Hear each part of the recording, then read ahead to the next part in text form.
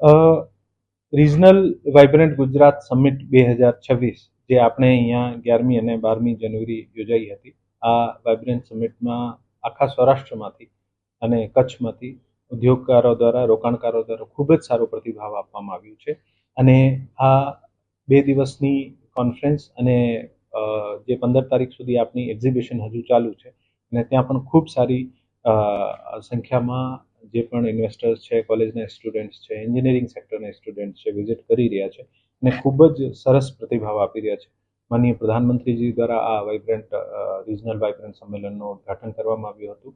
આ વાઇબ્રન્ટ સંમેલનમાં લગભગ 50થી વધુ જુદા જુદા સેક્ટર્સ ઉપર સેમિનાર થયા અને લગભગ 5492 જેવા પ્રોજેક્ટ્સનો 5,78,330 કરોડ જેવા MOU જે છે આ સાઇન થયા છે, એક્સચેન્જ થયા છે અને આમાં લગભગ 6,26,253 જેવા એમ્પ્લોયમેન્ટ જનરેટ થશે આવનારા દિવસોમાં, એવી એમને અપેક્ષા છે.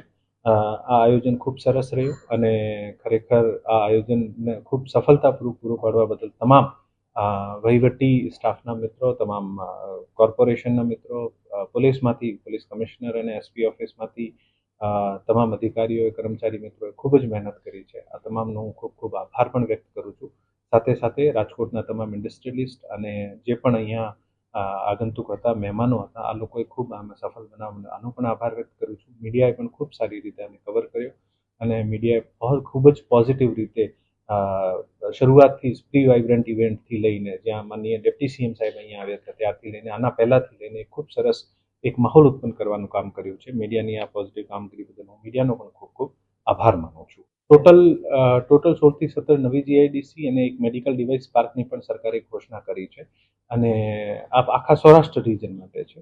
અને આ નવી GIDC થી હવે આજે ખૂબ જ આ તમામ GIDCની જે અનાઉન્સમેન્ટની પ્રક્રિયા હતી, આ તમામ લેન્ડ એક્વિઝિશનથી લઈને સરકારમાં GIDC દ્વારા પૈસા ભરવાના, ઓર્ડર કરવાના આ કાર્યક્રમ ખૂબ જ ઝડપી રીતે બન્યો છે અને તમામ ડિસ્ટ્રિક્ટમાં ખૂબ સારી રીતે કામગીરી થઈ છે. આ નવા GIDCથી ભવિષ્યમાં ઘણા બધા એમ્પ્લોયમેન્ટના અવસરો ઉત્પન્ન થશે અને આપણું જે રાજકોટ જેમ ટૂલ્સ, મશીનરી, જેમ્સ, જ્વેલરી આ તમામ સેક્ટર્સમાં આગળ છે. આખું સૌરાષ્ટ્ર કચ્છ રિજન આમાં ઘણી બધી વ્યવસાયની તકો ઉત્પન્ન થશે.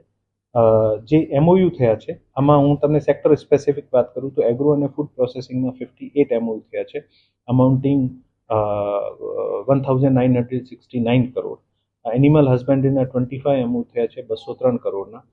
કેમિકલ, પેટ્રોકેમિકલ અને GIDCના લાર્જ પ્રોજેક્ટના 8 MOU થયા છે 12,174 કરોડના. એન્જિનિયરિંગ, ઓટો અને અધર ઇન્ડસ્ટ્રીઝના 47 MOU થયા છે 14,613 કરોડના. એન્વાયરમેન્ટ ફોરેસ્ટના 5 MOU 490 કરોડના. હેલ્થકેર અને ફાર્માસ્યુટિકલ્સના 2 MOU 79 CRના. ઇન્ડસ્ટ્રીયલ પાર્ક, લોજિસ્ટિક પાર્ક અને મિની એસ્ટેટના 5 MOU 920 કરોડના. ઇન્ફોર્મેશન ટેકનોલોજી, બાયોટેકનોલોજીના 10 MOU 279 કરોડના.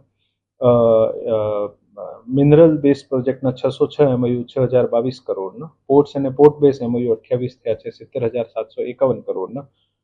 પાવર, ઓઇલ, ગેસ સેક્ટરના પાવર રિન્યુએબલને સાથે રાખીને 99 MOU થયા છે જે 4,55,065 કરોડના છે. સ્કિલ ડેવલપમેન્ટ સેક્ટરના 2 MOU 15 કરોડના છે. ટેક્સટાઇલ એપ્રેસના 4 MOU 348 CRના છે. ટુરિઝમ, સિવિલ એવિએશનના 21 MOU 1,887 કરોડના છે. અર્બન ડેવલપમેન્ટના 50 MOU 966 CRના છે. આની સાથે MSMEના 3,484 MOU 6,993 કરોડના અને MSME GIDCના 1,038 MOU 5,557 કરોડના.